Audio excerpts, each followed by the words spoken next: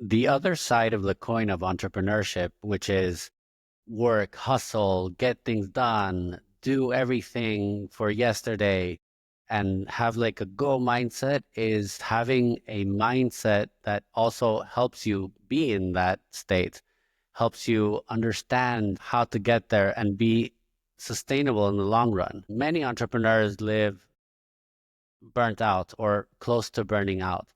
And today's guest, Julie, is someone that I'm very curious to talk to, because she has worked and specialized in this other side of how to be in a better mindset, in a better spiritual set, in a better health set, to be able to function at your highest degree. And I'm personally very intrigued by this subject, because I know that I go at 100 miles an hour without gas sometimes. So welcome to the show, Julie. Thank you for being here. You're welcome. Thank you for having me. So let's go back to the beginning and tell us a little bit about what you do, so that I obviously tried to introduce you, but I think you can do better than I can. What moment did you realize that this was your path? Well, I'll start with what I do. I'm the CEO and founder of Core Performance. I've had this organization for over 17 years. And we teach leaders and executives how to we call it self-regulation, into the flow state, otherwise known as coherence. Because as entrepreneurs and executives, what happens is, like you said, we go, go, go, go all the time, but we don't realize how much that could be breaking down our nervous systems. And so that happened to me. I was an executive for a startup company, and we were going, going, going. We reached the Inc.'s 5,000 fastest growing companies, and I ended up completely burnt out. Now, my portfolio looked great, and my paycheck looked great, but on the inside, I was drowning, meaning that I wasn't sleeping very well at night. I was starting to have chronic disease states. I was starting to feel anxiety, have high blood pressure, and I was like, well, everything else is great in my life, but my body's starting to break down. And when I finally went to the doctor, they said, your adrenal glands are shot and your stress hormones are through the roof. Do you know what the stress hormone is called? Any idea? Cortisol. You got it. My cortisol levels were super high. And so I was told that I had to go the traditional ways of dealing with it. Change your exercise a little bit, change your diet, and by the way, get on this medication. And I said, I don't think I'm going to do that. I'm not going to get on that medication. So I went in search of other ways. And that's when I became a yoga instructor. I became a living food chef. I was diligent about my diet. I was doing all the traditional things, but it wasn't really working. It wasn't helping me reduce the anxiety when I had it. And I discovered biofeedback. That was the game changer. So do you know what biofeedback is? No, I do not. Biofeedback is taking an outside instrument like an Oura Ring, an Apple Watch, or even a thermometer, putting it under your tongue, and it's measuring something about your biology. So it's a huge industry right now. You're seeing all the biohacking devices out there, and you're measuring biometrics so that you can get better at things that you would like to get better at, whether it be sleep or exercise. Well, the biofeedback that I discovered that was a game changer for me is called heart rate variability biofeedback. The reason that I went down that path is because HRV, or heart rate variability, is what I learned is the foundation for a healthy nervous system. If you could get your heart rate variability in what we call a coherent pattern, that's what regulates the autonomic nervous system. And when I learned how to biohack on the fly, when I was flying to IBM's headquarters and I had all these presentations back to back to back, and I was going. I learned to biohack during the day to bring my nervous system into sync. And when that happened, I was able to access the higher thinking centers of the brain. I was able to get a lot more creative. I was able to remain calm and poised and collected and sell more because I was connecting to my audience more. And I thought, why is anybody else teaching this? So that's when I went to my partners at Somnio and I said, I think I have a calling. I think this is something that I need to teach people. And that's when I started my company about 17 years ago. That is an incredible story. It's super relatable. Actually, I started my first company was successful, but I gained 40 pounds, didn't sleep. I took sleeping pills every night, and people saw the tip of the iceberg. Like I said at the beginning, like the tip of the iceberg is like see success, but inside, I remember a flight, in a flight, I was sitting next to my dad, and I was just staring out the window, which is like, why would anybody stare out the window? My dad says, "What happening?" Like, I feel depressed. I don't feel Yeah. successful. I feel, and that's when like that conversation comes in, like, why did you work so hard? It's not worth it. You're killing yourself. And what I what I particularly like of what you said is there's a science behind it. It's not just, when you say yoga, it's the results are kind of ambiguous. It's different for everybody. But I actually do use a Whoop Oh, because of HRV. And I monitor this and I look at it. And now that I'm a second or third time entrepreneur, or I'm a serial entrepreneur, I am very conscious of my body being like a Formula One car that if it is not optimized, I cannot perform at my highest levels. And now I lost all that weight. I did all those things. But I think I very particularly, like, it resonates with me when people talk the science behind, which is what you did. It's not like just meditate or drink water and lemon water in the morning is going to make you feel good. I was like, no, I need something that's a little bit more precise. What, where was the introduction to HRV, or were there mentors, or how did you find HRV? And then once you did find it, how did you translate it into a company and your calling? What was the first step there? yeah. Well, I remember this well. I actually did not start to move into the market with HRV. I moved into the market with mindset. And when I moved into the market with mindset, I knew because I was still using HRV, but I was leading with mindset. And then I was talking to the University of Texas football coach in Austin, Texas. And I said, hey, I can come in and show the power of mindset. And he said, well, you better be able to back it by science. I'm like, well, what do you mean? And he said, the power of your words and the power of the mindset that you're talking about. And I said, well, I have that backing. And that was the moment that I realized I could put the two together. Like, whoa, wait a minute. Our thoughts affect our physiology. Our physiology affects our thoughts. And that's when the light bulb moment went on. I was like, I can't tie these two together.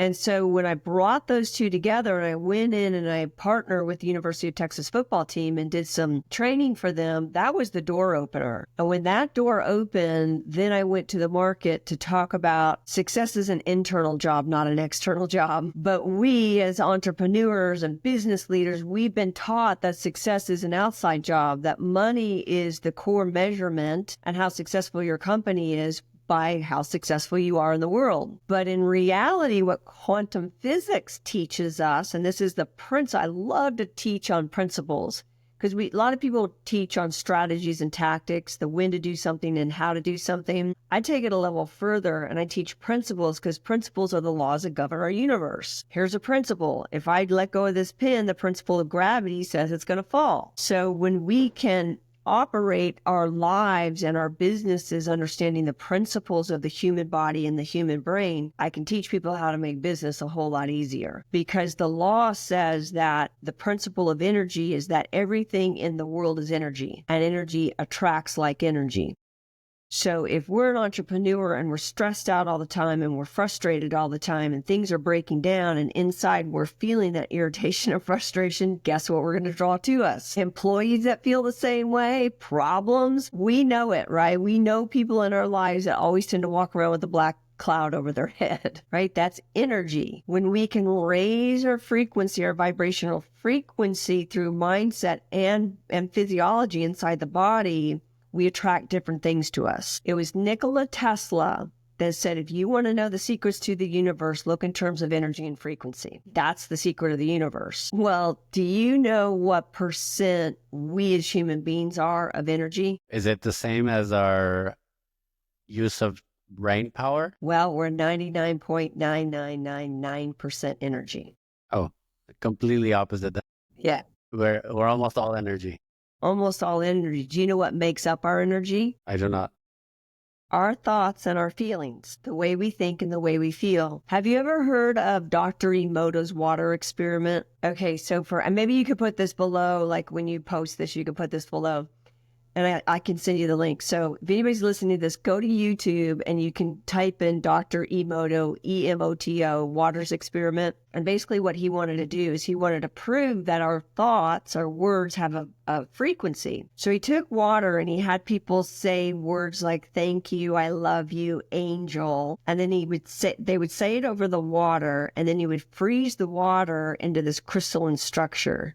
And it's gorgeous. Like, thank you. It has like this gorgeous geometric pattern. I love you. It has another beautiful geometric pattern. But then he had people say words like, you fool, you make me sick. And the water looked like it was polluted. There was no real crystalline structure to it. And what was really beautiful about that experiment is it did prove on another level that our words have a frequency to them and our emotions have a frequency. So if you think about, like, for the listeners out there, if you think about the last time you were angry, you probably had angry thoughts and you felt angry. And it's a heavy feeling in the body. Maybe you feel tension in your neck and your shoulders. But then contrast that with the last time you were in love, right? You're falling in love with somebody. Or maybe even it's a pet or a grandchild or something. That feeling of love, you think different thoughts and you feel differently. They're two distinct states of being. So what I love to do is bring awareness to people of what are you thinking and feeling on any given moment, because that is your energy. But the crazy thing about it is, this is a scientific fact, that by the time we're 35 years old, 95% of who we are is a set of memorized habits, patterns, and emotional responses. So that thinking, feeling loop that we're in is mostly on the subconscious. So we have to have awareness of it so we can raise our vibrational frequency so that we attract different things to us and our well-being operates and functions completely different based on how we think and feel. I am so intrigued because one of my first companies, I had an accountant that I had didn't like me and I didn't like him. We had a very bad relationship, but I couldn't get rid of him. It was like a tax season. It was a little bit of a complicated thing. And every plant that I put in the office died. Like it was like something curious that was happening, that I always wanted to have like plants in the office because greenery was making me more creative. I don't know. I just liked the idea of how, and then every other week this plant would die. And I would go to the greenhouse and tell them the plant died again. And they said, no. And I went to complain. I was like, you gave me a plant that was sick, or so they gave me another one and it died again. So completely relate with how energy can be toxic, can be detrimental. How do you change that? How do you, Yeah, great what's question. your technique, or can you give us tips to how do we harness this? If we are energy, Mm-hmm. can we always be positive, or should we always be positive, or what is your take?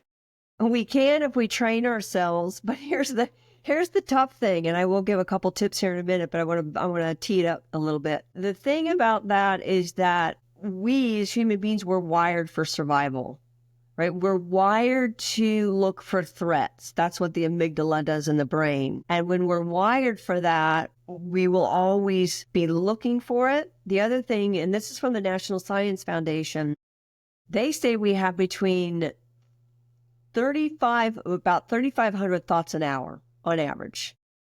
That's on average. Now, most of those are on the subconscious. Do you have any idea what percent of those thoughts are negative? On average, On average, disempowering thought. 30, 50, 80%.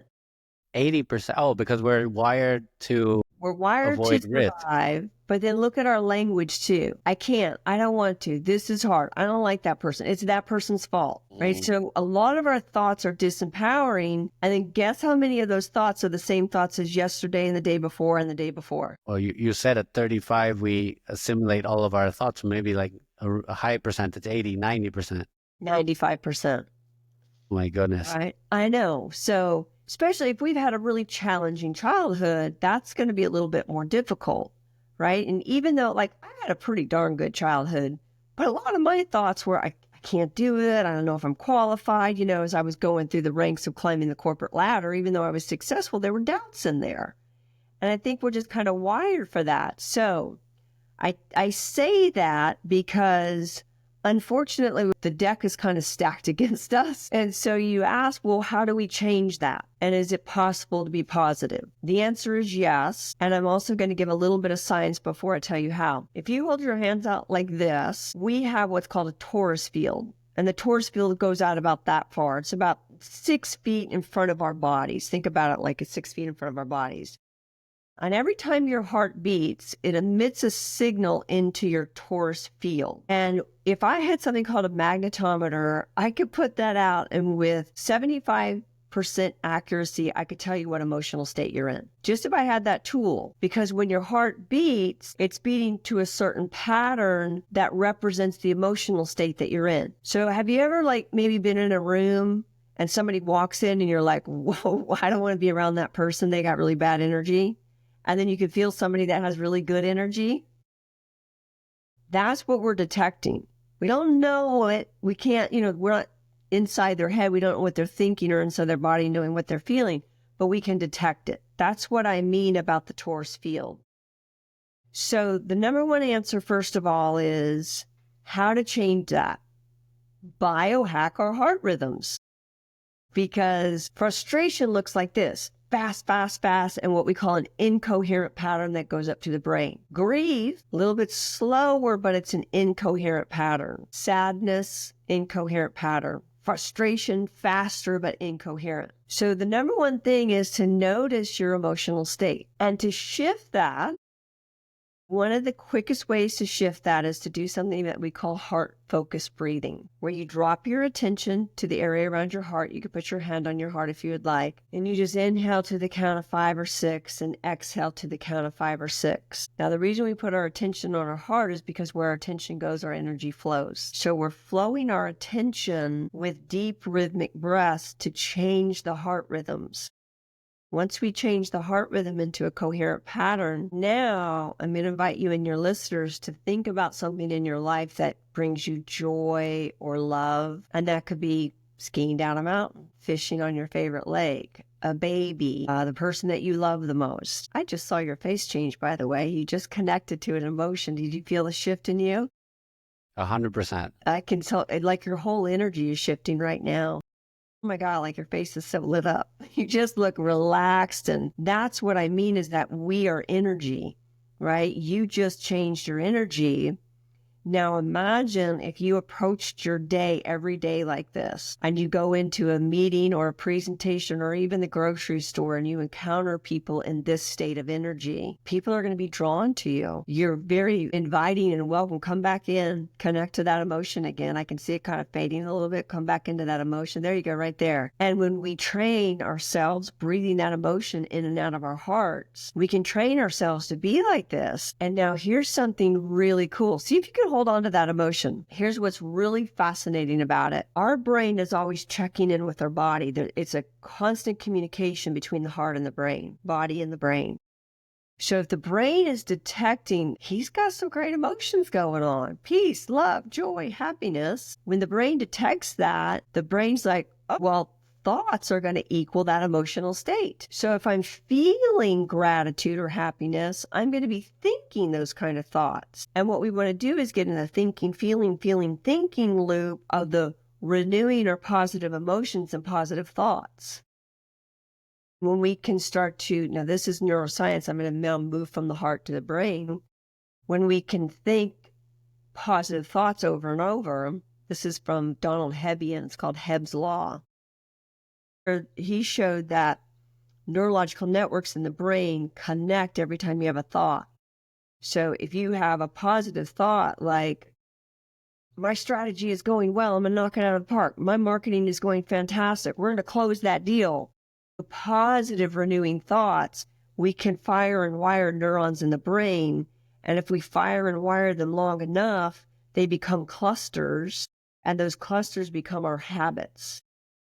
And when we can get our habits to match our intentions and our goals, what happens is life becomes a lot easier because if everything is energy, we start drawing things to us. And that's the key. So we got to align our heart-focused breathing with the emotion, with the thought of what we'd like to create. I feel so grateful because I feel that this is like a coaching that you just taught me how to really chain or attract that feelings. I really felt it. I really felt a difference in my heart. I felt a difference in my brain. I completely changed my energy, and it was extremely powerful, extremely powerful. And I think, why didn't I know this before? So I definitely want to thank you for you didn't give me tips. You gave me a coaching session. So more than I asked, how did this become a business then? How did I 100% see the science? I 100% see the value. How did you go from, okay, mindset, then you worked at the university, you said you had to back it up with science, you did. And what happened after? How did you take that to, or who do you help? And can you tell us a story of something that you're extremely proud of that you said, this is why I do what I do? I have a lot of those stories, so I'll pick a couple of them. Number one is when I realized how well it worked. It's simple, but it's not easy because of the way we're built as human beings. We fall back into those subconscious habits and patterns, but the technique is super simple. When I realized how simple it was and I kept doing it and my life kept getting better and better, I started selling more. I started making even more money because I was just knocking it out of the park. And then I realized this is something that I think I was meant to discover so that I could go help other people. So I knew it was there and I have such a passion for it because it works. Number one, I started going out, and that's when University of Texas was one of my first clients. And then after that, I answered an RFP from the Department of Defense, DARPA in particular. And DARPA saw what we were doing, and we ended up creating a gamification system called the Stress Resilience Training System, SRTS. And we partnered with the Institute of Heart Math, Somatic Vision, some gaming company, and we created games that you would hook up your biofeedback to this game. And the only way to get gas in your was to get in the state that you were just in to get coherent. So we created all these games for the military and we sold it. DARPA gave us $1.5 million grant to do that. And when we went in there, we proved its efficacy through published research. And then they saw what we were doing. They were like, wow, this could really help with suicidal ideation. So I will tell you one of my favorite stories. I actually have goosebumps with this one. We were teaching some soldiers in Fort Bliss, Texas, and they were getting ready to be deployed to Iraq many years ago. And this one gentleman started practicing the technique. And the technique, a lot of it is heart-focused breathing. And as we did with you, you did heart-focused breathing, and you brought in we call it a renewing emotion. Well, when you're in a renewing emotion, you have access to what we call your heart's intelligence. It's called the heart brain. You actually have a little brain inside your heart. And our heart is where our passions live, our goals and desires. This is what comes from our heart. The heart is love. So when you start connecting into that, you start to realize, wow, I'm more than what my old past thoughts were. And this gentleman who was going to be deployed started connecting to his heart's intelligence and started connecting back into love. He wrote us a letter after he had flown home. And he said, I had planned on committing suicide when I got home. I knew exactly how I was going to do it. I had purchased everything. He was married also, had a family. And he said I was going to do that. And after I went through this training, I realized that I am more than my thoughts and I'm worthy of living.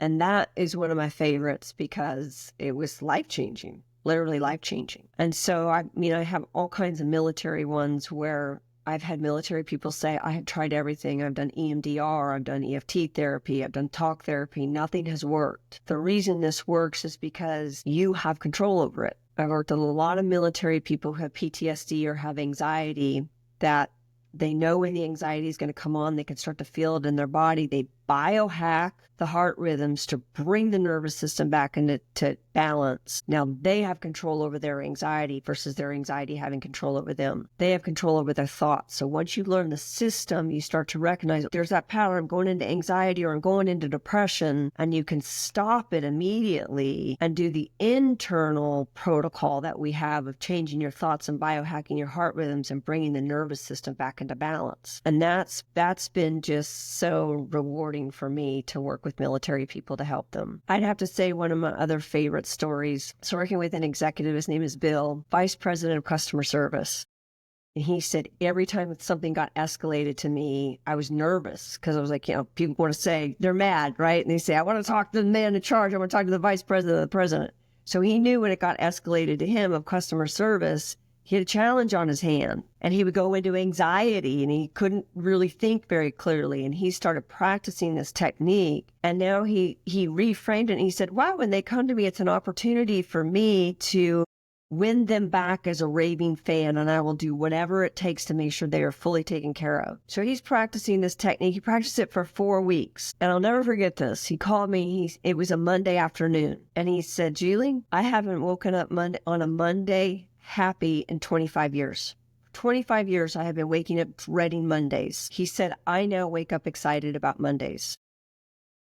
And the reason that he was excited was because he changed what was happening in the physiology, because we can wire our physiology. Remember, we're habits and patterns. We can literally wire our physiology for fight or flight and get addicted to it. And then our brain says, I'm addicted to a life I don't even like anymore, but I don't know how to change it. I think I'll go to the doctor, and the doctor will say, take this medication. And that's why I do what I do, because you don't need the medication to biohack, to wake up happy on a Monday. And that's why I'm so passionate about what I do, because I've got stories like that all day long. People that are finding internal peace, people that are finding joy again. I particularly connect with everybody needs this. You gave 2 extreme examples, suicide being one of them, and then the other one of a very stressful job. But I really believe everybody should incorporate this, because I work with entrepreneurs. I help them invest into, once they make a little bit more money, they want to secure their assets into, let's say, real estate, which is what I do. And I 100% see the connection of an entrepreneur is very easy to take risk with their own business, but extremely fearful to invest because they don't have a locus of control, or that's what I thought. But after this session, I'm starting to think we are wired negatively. Like you mentioned, we are wired to look at risk, of think of danger, of fight or flight, of constantly trying to protect ourselves. And when we live on the edge, like the VP did, he was always on like the difficult portion of the job, because if it escalates to him, it's because of a big problem. But then using this technique, how can you use this technique when you are working with customers? How did he do it, or how do you recommend to do it so that people feel more at ease, or perhaps feel that the energy that I'm portraying, or is it something that I need to teach others so that they can feel a little bit more calm? I think I'm going to share the answer to that in a story about one of my clients. So my client has been with me for a couple of weeks, and he's working on this, and he came in quite anxious, has a lot of anxiety in his life, and he's starting to self-regulate and change what's happening in what we call the autonomic nervous system. The autonomic nervous system, or the ANS, is responsible for 90% of our body's automatic processes, things you don't have to think about. Blinking, digesting, breathing, all of that stuff. If the autonomic nervous system has been trained to feel anxiety for many years, or change that to depression or irritability or frustration, if we've felt that way for 6 weeks to months to maybe even 10 years, the body gets addicted to that state. So back to my client, he's having lunch with a really good friend of his from college, hadn't seen him in 20 years. And all of a sudden he starts feeling anxiety. Why am I feeling anxiety? I haven't seen this guy. I'm having a great time. Lunch is fantastic. And he realizes, oh, that's just my body addicted to anxiety. Because when we hit anxiety, the fight or flight activates the adrenal glands. We spit out the cortisol. We get this jolt of energy, and the body feels alive and the body feels awake. Well, here he was having this great lunch, totally relaxed, comfortable, but his body was saying, we haven't had the anxiety hit lately. We need that adrenaline rush. So he's sitting there and he feels it, having lunch with this guy, and he starts hard focused breathing, listening to him while he's hard focused breathing, bringing in a feeling of joy, and he settles his nervous system right back down again. His friend has no idea he's doing it, but this is how easy it can be done when you have remember, we only have 5% of our conscious mind if you're over 35 years old. He had the wherewithal to tune in and go, oh, there's my body. There it goes. And he's basically, we call it taming the animal. And we mean that with all due respect with our bodies, but our bodies can be like animals, like feed me, take me for a walk, do this. We have these habits and patterns.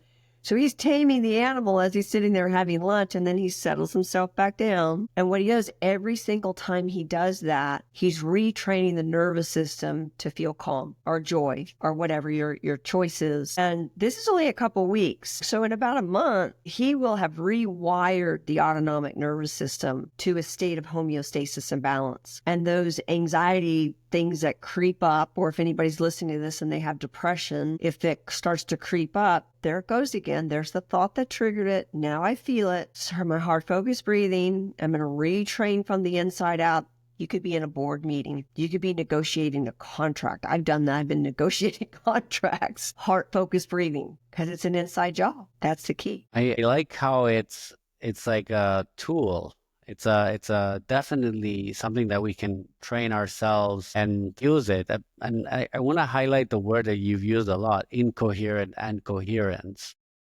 That word, because if someone is enjoying themselves in a nice lunch, why are they anxious? It's incoherent. What about, and yes, if a plane is falling, maybe you should be anxious because that would also be coherent. But how do you suggest people do it daily? Is it only with like consciousness, like, oh, now I feel a little bit stressed or anxious, now I do it? Or is it like going to the gym and let's do it daily and let's get better at it and let's start our day this way? The latter. And here's why. When I work with my clients, we do individual sessions and group sessions as well. We support one another in making this a daily habit, especially when you're starting off. What we do is, and people get a biofeedback device. It's something that you download on your phone. You clip this little thing onto your ear, and then it measures your stress levels. And so what we recommend is that you do at least a 15-minute session in the morning. And when you do a 15-minute session in the morning, you're training your brain and body to be in this coherent state. And then as you go throughout the day, you're aware, we call it metacognition. You're aware of what's happening and what your thoughts and feelings are. And then a lot of times our clients will hook back up to it while they're doing emails to make sure they're in that state of coherence. And then especially if people are having a hard time sleeping at night, big reason a lot of people have a hard time sleeping is because they're falling asleep with their nervous system out of sync and the brain saying, I can't go to sleep, I'm in fight or flight. And so it keeps the body awake. So those that are having trouble sleeping, we recommend that you do a 10-minute session before you go to bed to calm the nervous system down so the brain says, okay, I can sleep. And then as you practice that, you're training your body to a new normal, right? The new normal now is peace, it's confidence, it's clarity. And that's why we say start with a session in the morning. And a lot of our clients are at the point, like after about 4 weeks, they'll just do one session in the morning and they can carry it through the day. But if you have a stressful job or you're traveling a lot, one of my favorite places to do it is on an airplane, because I reset the nervous system throughout the day as much as I can. Because I tend to be one of those people that are type A, and I'm going, and I'm managing people and projects and moving things really fast. And I've got to still be aware, where are my thoughts right now? Where's my energy? And so I will do a session in the afternoon just to check in with where I'm at and make sure my nervous system is in that state of balance. And with the HRV monitor, because I got my Whoop maybe 3 months ago, and I'm a very data-driven person.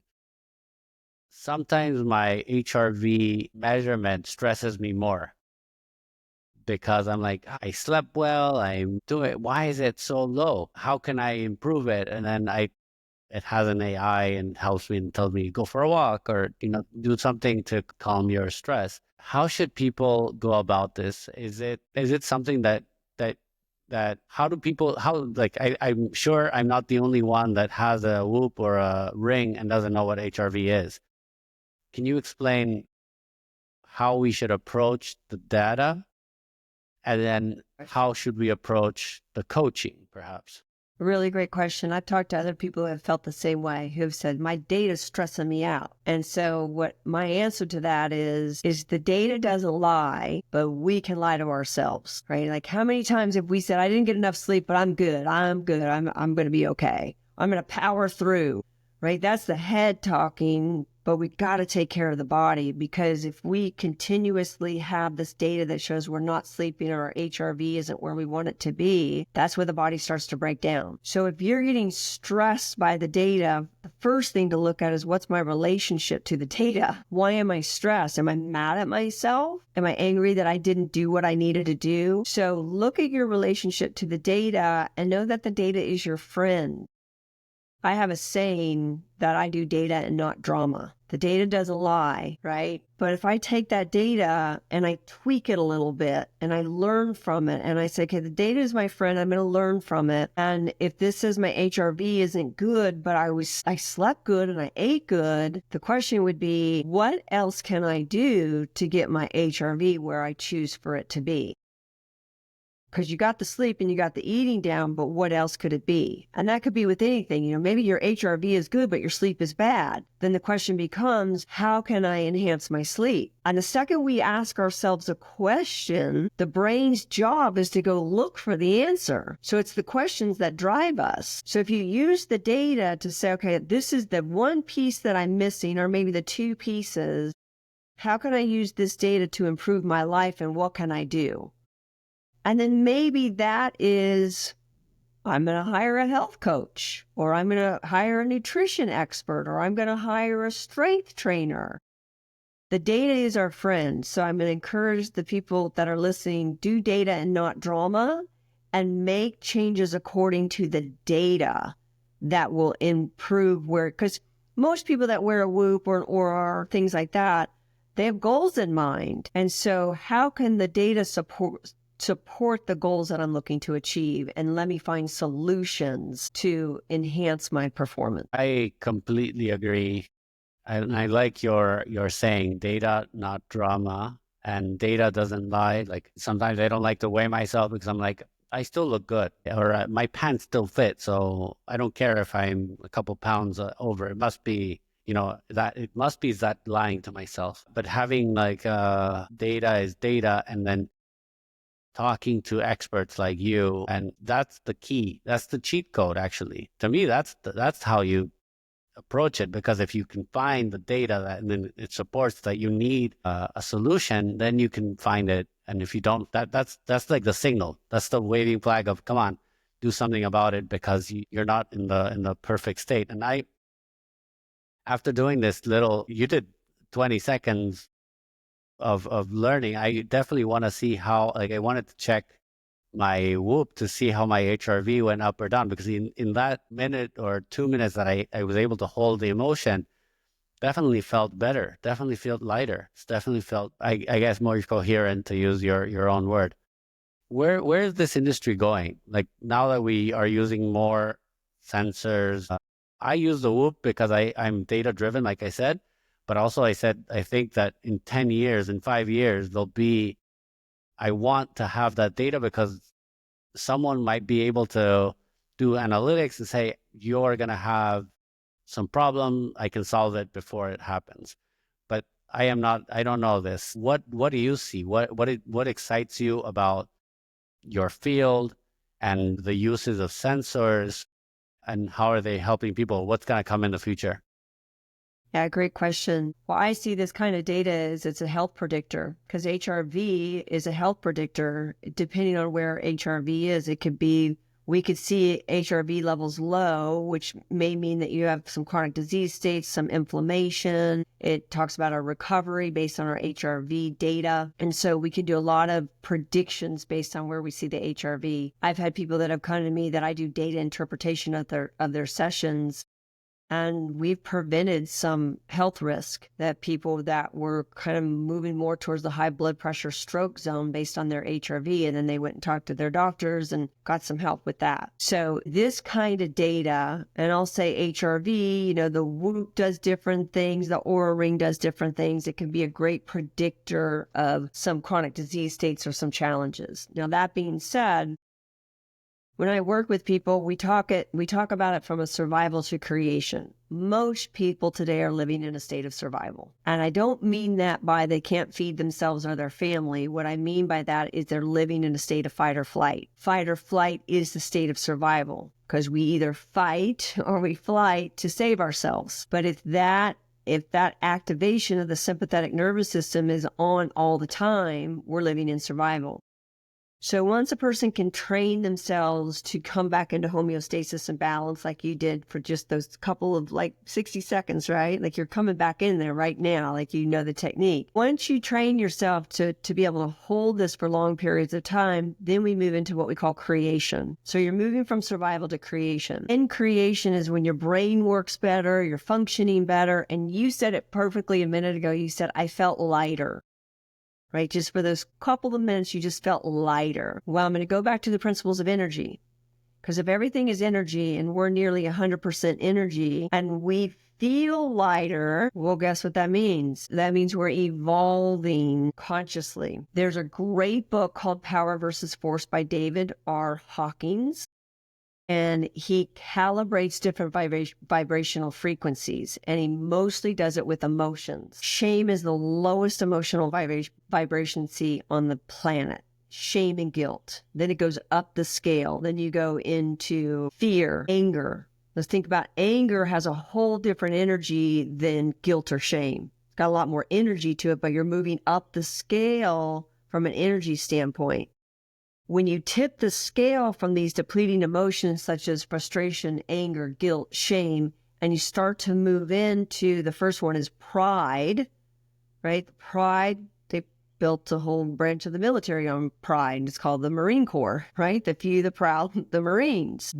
You're starting to tip, right? You're like, okay, I'm proud of who I am. I'm proud of myself. Then you start moving into love, peace, and joy. Those, like joy and love, are the highest vibrational frequencies on the planet. So look at people that taught us this stuff. Jesus, Gandhi, right? These people that started to live in these places of love and joy. When we start to live there consciously, we're evolving.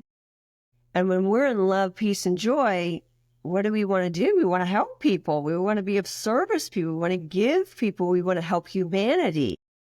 And so you asked me, where do I see this going? Is I see people moving from survival to creating love and joy in their lives and working in their businesses effortlessly and calling in or attracting things that are attracted to their energy. Especially, there's such a movement right now with people building products like the Sleep 8 bed, like it's a conscious product, right? It's helping humanity.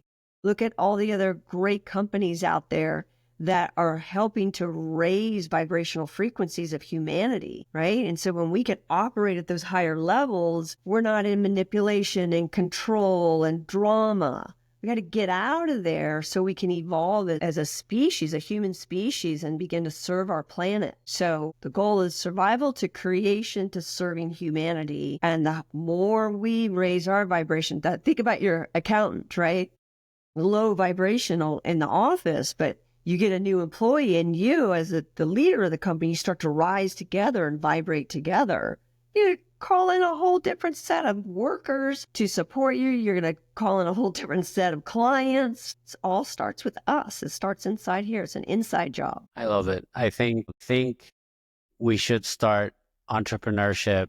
Even I wouldn't go as yes, life, but I think entrepreneurs need to think more about this side of the puzzle, because if they are internally with this high frequency, with this peace inside, with this lightness, with this consciousness, coherence, almost anything they do can work. I think a good idea with a founder who's drowning in anxiety is not going to do well. So this has been like ring on the finger to me today. I 100% value what you taught me. and taught the people that are listening, because I had a lot of stress with me when I started this. And now I feel lighter.